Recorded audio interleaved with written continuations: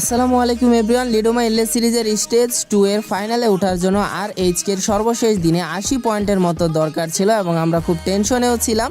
And প্রথম দুইটা match আর HK ভালোভাবেই শেষ করে, কিন্তু তৃতীয় ম্যাচে যখন তারা #12-এ ওয়াইপ আউট হয়ে যায় তখন সবার চিন্তাধারা আবার একদম নেগেটিভ হয়ে যায় যে আর এইচকে হয়তো আর কোয়ালিফাই করতে পারবে না। কিন্তু সবার চিন্তাধারার 12টা বাজিয়ে আর এইচকে তাদের 4 নাম্বার ম্যাচে 43 পয়েন্টের একটা হিউজ ম্যাচ বের করে। এই ভিডিওতে আমরা সেই ম্যাচটি দেখতে চলেছি কিভাবে আর এইচকে এক ম্যাচেই 31 কিলের একটা হিউজ বুইয়া বের করে এক ম্যাচেই তাদের কোয়ালিফিকেশন কনফার্ম করে ফেলে। তো আজকের ভিডিওতে কোনো নির্দিষ্ট লাইক এম নেই, আজকের ভিডিওতে লাইক এম হলো আনলিমিটেড। দেখা যাক তোমরা কত লাইক পূরণ করতে পারো। তো চলো বেশি দেরি না করে আজকের ভিডিওটি শুরু করা যাক। তো এই ম্যাচের শুরুতে আমরা আরএসকে কে কোনো ধরনের ড্রপ ফাইটে এঙ্গেজ হতে দেখি নাই। তারা স্বাভাবিকভাবে ল্যান্ডিং করছে অ্যান্ড লুট টুট শেষে দেন তারা ফাইটে চলে গেছে। তো ফাইটে যাওয়ার সময় আমরা দেখতে পাই শুধুমাত্র যে এক স্কোয়াডের সাথে ফাইট লাগছে এরকম না, একই জায়গাতে ছিল RSK, hotshot and god like, মানে একই জায়গাতে তিনটা স্কোয়াড ছিল। তবে গড লাইকের অলরেডি খারাপ অবস্থা হয়ে যায়, তাদের আর দুইটা প্লেয়ার বেঁচে ছিল, একটা নক ছিল, ইকো শেষ হয়ে যায় অ্যান্ড লাস্ট প্লেয়ারটাও শেষ হয়ে যায় and full god like wipe out. এইখান থেকে আরএসকে কিন্তু তিনটা কিল তুলে নেয় অ্যান্ড হটশটের সাথে তখন ফাইট হইতেছিল, হটশটের ফুল স্কোয়াড তখন স্টিল অ্যালাইভ। তো ফ্লিকার এদিকে অ্যাকশনরে কিন্তু নক করে দেন, সাথে সাথে স্কাইলার ইউজ করে হাসুর উপর রাজ দিয়ে দেন, হাসও নক হয়ে যায়। ওই দিক দিয়ে আনাস ছিল, আনাসের উপর ব্লেড রাজ দেয় অ্যান্ড ফ্লিকার 2 থেকে কভার দিতেছিল, অর্থাৎ তিনটা প্লেয়ার হটশটের শেষ। অ্যান্ড ম্যাচের শুরুতেই আর এইচকে 6টা এলিমিনেশন দিয়ে তাদের ম্যাচটা শুরু করে। এখন তোমরা একটু পয়েন্টস টেবিলের উপরে খেয়াল রাখবা কে কারে নক করতেছে। তো আর এইচকে কিন্তু দাদা গ্যাংয়ের সাথে ফাইট এঙ্গেজ হয়ে যায়, দিবু বটে নক করে ব্লেড সাথে সাথে ক্লিয়ার দিয়ে দেয়, কুটুস নক করে দেয় লেজেন্ডরে অ্যান্ড লেজেন্ডে উডপিকারদের নক করে সাথে সাথে ক্লিয়ার। অ্যান্ড 3 নাম্বার ম্যাচটা খারাপ যাওয়ার পিছনে এই দাদা গ্যাংয়ের কিন্তু অনেকটাই হাত ছিল। তো দাদা গ্যাংয়ের একটা বাজে শুরু কিন্তু করে দেয় আর এইচকের প্লেয়াররা এই ম্যাচে অনেক পরিমাণে কিল করতেছিল, বাট দুঃখের ব্যাপার কি বলবো, আর এইচকের খেলা কিন্তু একদমই দেখাইতেছিল না। অ্যান্ড শেষ পর্যন্ত যখন টিম ইলেট অনেকবার মার খাওয়ার পর আর এইচকের কাছে আবারও মার খাওয়া শুরু করে দেন, তাদের চিন্তা ভাবনা হয় যে ক্যামেরাটা এবার এদিকে ঘোরানো উচিত। তো হঠাৎ করেই যখন দেখে কাস্টাররাও তখন অবাক হয়ে গেছিল, কিরে ভাই আর এইচকে 17টা এলিমিনেশন কেমনে কি। আর আগের ম্যাচে এমনিতেই #12-তে ওয়াইপ আউট হয়েছে, ওইটার পর এরকম একটা পাল্টা জবাব যে আসবে এটা কেউই তখন মানে আমরা নিজেরাও কল্পনা করতে পারি না যে এরকম কিছু হবে। তো #7-এ ওইদিকে অটোবটস ওয়াইপ আউট হয়ে গেছিলো, যেটা আরএসকের জন্য খুবই ভালো, কেননা এই দিনের খেলাগুলোর মধ্যে মানে 80 পয়েন্ট তো আরএসকে করবে, বাট আরএসকের লক্ষ্য আরও আলাদা একটা ছিল যে সর্বপ্রথম 80 পয়েন্ট প্লাস করে আগে টিএসজির পয়েন্ট যে 255 ওই পয়েন্টটাকে পার করতে হবে।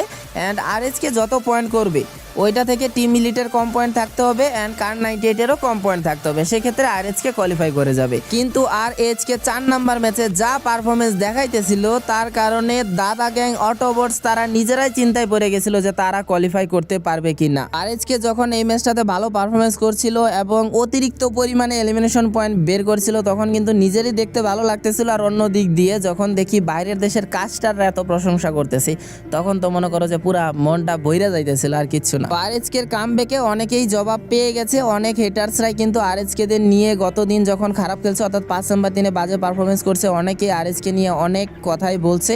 তো তাদেরকে কিন্তু ভালোভাবেই জবাব দিচ্ছিল আরএইচকে। এক একটা প্লেয়ারে যখন মানে হেডশট দিতেছিল, ফিনিশ করতেছিল, ওই সময় যেন ওই স্কোয়াডের প্লেয়াররা ফিনিশ হইতেছিল না, এক একটা হেটার্সরে ওইভাবে জবাব দিতেছিল, এরকম মনে হইতেছিল। বিশেষ করে 5 নাম্বার দিনে বাজে পারফরমেন্স করার পর আমাদের দেশের মানুষই অনেক সমালোচনা করছে, অন্য দিক দিয়ে ইন্ডিয়ানরা তো আছেই, তারা ভাই কমেন্ট বক্সে তো আরএইচকে নিয়ে অনেক মজা নিছে অ্যান্ড তারা বলছে যে আরএইচকে নাকি বাংলাদেশের সেরা টিম, তারা আবার কেমনে মানে কোয়ালিফাই করতে পারতেছে না, কি খেলতেছে না খেলতেছে, এটা নিয়ে অনেক কিছুই বলছে। তো যাই হোক, লাস্ট মোমেন্টগুলো তোমরা একটু কাস্টারদের মুখ থেকে এনজয় করো, আর একটু বেশি ভালো লাগবে, কেননা ইন্ডিয়ান কাস্টার আবার একদম এশিয়ার মধ্যে একটা হার্ড লবিতে এরকম কিল, ভাই আলাদা একটা ফিলিংস তো আছে বাংলাদেশ হিসেবে, তাই না? তো इंडियन कास्टारদের থেকে আমরা একটু শুনি আর একটু বেশি ভালো লাগবে, ঠিক না? पर अभी रेड हॉक्स का पूरा फोकस है टीम तेज के ऊपर। टीम तेज एक प्लेयर के लॉस में इस समय मैन एडवांटेज नहीं है, रेड हॉक्स के पास मौका है, दस्तूर है, 30 एलिमिनेशन कर दे, इनको कोई नहीं रोक सकता है अंटिल अनलेस कोई बड़ा ब्लेंडर नहीं होता है। स्नाइपर के पॉइंट पर रखा गया, फ्लिकर अपनी स्नाइपिंग नहीं रोकने वाले, इस समय धड़ाधड़ वो शॉट्स कनेक्ट करेंगे ग्लू वॉल्स के ऊपर। इस समय स्काइलर रेडी नहीं है, अगर स्काइलर रेडी हो तो टीम तेज की बुरी हालत हो सकती थी, पर just look at team Red Hawks, एक तो उनके पास मैन एडवांटेज, दूसरी तरफ ये स्नाइपर का बहुत प्यारे शॉट, और तीसरी चीज जोन भी उनकी तरफ ही मूव कर रहा है। इस समय अगर हम बात करेंगे, संभल के खेलना पड़ेगा, 2 प्लेयर आगे जा चुके हैं, निजात एंड कुटुश, और लगातार ही इम्पैक्ट, निजात की नेडिंग नहीं रुकने वाली, आगे से पहुंचा जाएगा टिलेटा को भी। इस समय अगर हम बात करेंगे, टॉप यहाँ पे नॉकडाउन है ऑलरेडी आ चुके, 30 एलिमिनेशन, टीम लिट के आखिरी प्लेयर, उनको भी पकड़ने का प्रयास, अरमान होने वाले सामने, अरमान को पकड़ा गया और अरमान के भी अरमान बहुत ही जल्दी चित करने का प्रयास करा गया, किल डिनाई करने का ट्राई करा गया, पर मौका नहीं। 31 elimination already team Red Hawks के खाते में। लगा दीजिए बांग्लादेशी फैंस, रेड हॉक्स बोले तो बिलीव इन डोमिनेंस। তো স্বাভাবিকভাবে কোয়ালিফাই করার জন্য আরএইচকে 80 পয়েন্ট দরকার ছিল, কিন্তু আরএইচকে এক ম্যাচ থেকেই 43 পয়েন্ট বের করে দেয় অ্যান্ড #12 যে এক ম্যাচে ওয়াইপ আউট হয়েছে, ওই ম্যাচের কভারটাও কিন্তু চতুর্থ ম্যাচ দিয়ে তারা কইরা ফেলে অ্যান্ড 6 নাম্বার দিনে আরএইচকে সর্বমোট 100 পয়েন্ট পেয়েছিল। আর যেই জায়গায় কোয়ালিফাই করতে পারবে কিনা তা নিয়ে আমরা সন্দিহান ছিলাম, ওই জায়গায় আরএইচকে 10 নাম্বার টিম হিসেবে ফাইনালে কোয়ালিফাই করে যাচ্ছে অ্যান্ড শেষ পর্যন্ত মন থেকে শান্তি লাগতেছে যে বাংলাদেশি স্কোয়াড ফাইনালে আছে।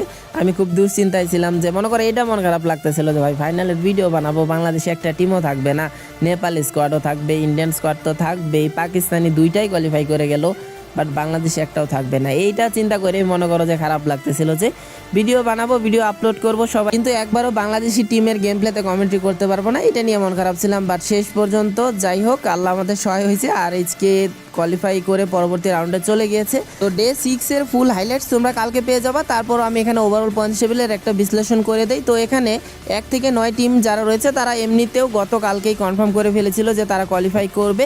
তো এখানে কথা ছিল যে 12 নাম্বার টিম কারা যাবে, আমরা তখন ধরে নিয়েছিলাম যে দাদা গ্যাং চলে যাচ্ছে অ্যান্ড অটোবটসও কোয়ালিফাই করে যাচ্ছে। তো এই দুইটা টিম আমরা কনফার্ম করে রাখছিলাম, তার মানে 12 নাম্বার টিম কারা হবে ওইটা নিয়ে একটা চিন্তাই ছিল। তো টিএসজির টার্গেট নিয়েই কিন্তু খেলা শুরু করছিল এখানে, এই জন্যই আমরা বলছিলাম যে 80 পয়েন্ট লাগবে, টিএসজি এর 255 পয়েন্ট, এইটাকে যারা পার করতে পারবে তারাই 12 নম্বর টিম হিসেবে কোয়ালিফাই করবে। তো শেষ পর্যন্ত এরকম অবস্থা হয়ে গেল যে আরএইচকে তো তাদেরকে পার করলোই, কার 98ও পার করে তাদের কোয়ালিফাই করে ফেলছে, দেন টিম ইলিটও কোয়ালিফাই করে ফেলছে। উল্টা আমরা দাদা গ্যাংদের ধরে রাখছিলাম তারা যাবে, তারা ডিসকোয়ালিফাই হয়ে গেল। আমরা টিএসজিরে টার্গেট করে খেলতেছিলাম, তারা তো ডিসকোয়ালিফাই হবে, এটা জানা কথা ছিল, যদি কেউ টপ 12তে যায় তারা ডিসকোয়ালিফাই করবেই। অ্যান্ড অটোবটস তারা আজকে অনেক বাজে পারফরমেন্স করছে, যার কারণে শেষ পর্যন্ত তারাও ওই টপ 12 থেকে ছিটকে যায়। অ্যান্ড আমরা আগের দিনে 9টা টিম অ্যান্ড নতুন 3টা টিমকে আমরা পয়েন্টস টেবিলে মানে টপ 12-এ ঢুকতে দেখি, সেটা হলো আরএইচকে, কার 98 অ্যান্ড টিম ইলিট। তো এখন যদি আরএসকে নিয়ে কিছু কথা বলি, তো সব মিলিয়ে এখানে যতগুলো স্কোয়াড আছে সবাই কিন্তু ঘুরে ফিরে আরএসকের কাছে মার খেয়েছে, যার কারণে আরএসকের এলিমিনেশন পয়েন্ট কিন্তু অনেক বেশি, 177টা। আরএসকের মেন প্রবলেমটাই হয়েছে গিয়া তাদের প্লেসমেন্ট পয়েন্টের কারণেই তাদের কিন্তু এত নাজেহাল অবস্থা হয়ে গেছে। তো আশা করব যে তারা তাদের প্লেসমেন্ট পয়েন্টের দিকে আরেকটু নজর দিবে। তো আজকের এই দিনটা, আজকের এই ম্যাচটা বাংলাদেশিরা যেমন মনে রাখবে তেমন অবশ্যই মনে রাখবে এখানে খেলা প্রত্যেকটা স্কোয়াড, প্রত্যেকটা দেশ, ইন্ডিয়া, পাকিস্তান, নেপাল, প্রত্যেকটা স্কোয়াডই মনে রাখবে যে বাংলাদেশি স্কোয়াড আরএইচকে এরকম একটা 43 পয়েন্টের ম্যাচ বের করে নিয়েছিল, যে জায়গায় তারা কোয়ালিফাই করবে কিনা সন্দেহ ছিল, ওই জায়গায় তারা ভালো একটা পজিশন নিয়ে ফাইনালে কোয়ালিফাই করে নিজেদের যোগ্যতার প্রমাণ দিয়ে গেছে। তো অনেক অনেক ধন্যবাদ আরএইচকে কে এত সুন্দর পারফরমেন্স আমাদেরকে উপহার দেওয়ার জন্য। আর তোমরা এগিয়ে গেলে এগিয়ে যাবে বাংলাদেশ, এগিয়ে যাবে বাংলাদেশের স্পোর্টস। আরএইচকে কে অনেক অনেক অভিনন্দন রইল এবং ফাইনালের জন্য শুভকামনা রইল। ইনশাল্লাহ ফাইনালেও আমরা এরকম ডোমিনেশন দেখতে চাই, ইনশাল্লাহ ফাইনালেও ভালো পারফরমেন্স দেখতে চাই আরএইচকের কাছ থেকে, বাংলাদেশের কাছ থেকে। কেননা ফাইনালে যেহেতু টিম রয়েছে একটাই, তাহলে ওই টিমের নাম কিন্তু এখন আর আরএইচকে নেই। ওয়ার্ল্ড কাপের মতো আবারও এই টিমটার নাম হয়ে গিয়েছে টিম বাংলাদেশ। তো আজকের ভিডিওতে অনেক হয়তো বা নতুন অডিয়েন্স আসতো, তারা অবশ্যই চ্যানেলটা সাবস্ক্রাইব করে পাশে দেখো। টুর্নামেন্ট টাইপের ভিডিও পেতে চাইলে, টুর্নামেন্টের হাইলাইটসগুলো আগে পেতে চাইলে অবশ্যই চ্যানেলটা সাবস্ক্রাইব করে তোমাদের রাখতেই হবে। আর আজকের ভিডিওতে লাইক এম দিয়েছিলাম কিন্তু আনলিমিটেড, দেখা যাক আমাদের এখন পর্যন্ত হাইস্ট লাইক হলো 2.6K আই থিঙ্ক। দেখা যাক এই লাইক এমের মানে আপাতত এই লাইকটা পার হয় কিনা, এতটুকুই আশা রাখবো, দেখি হয় কিনা। আর যারা আরএইচকে ফ্যান রয়েছে তারা অবশ্যই #আরএইচকে কমেন্ট বক্সে লিখে যেতে ভুলো না। আর আজকের ভিডিওটি এখানেই শেষ করব, দেখা হবে তোমাদের সাথে একদম এই টুর্নামেন্টের যে হাইলাইটসের মানে ডে 6 এর হাইলাইটস ওই ভিডিও নিয়ে। তো ভালো থেকো, সুস্থ থেকো, আল্লাহ হাফেজ।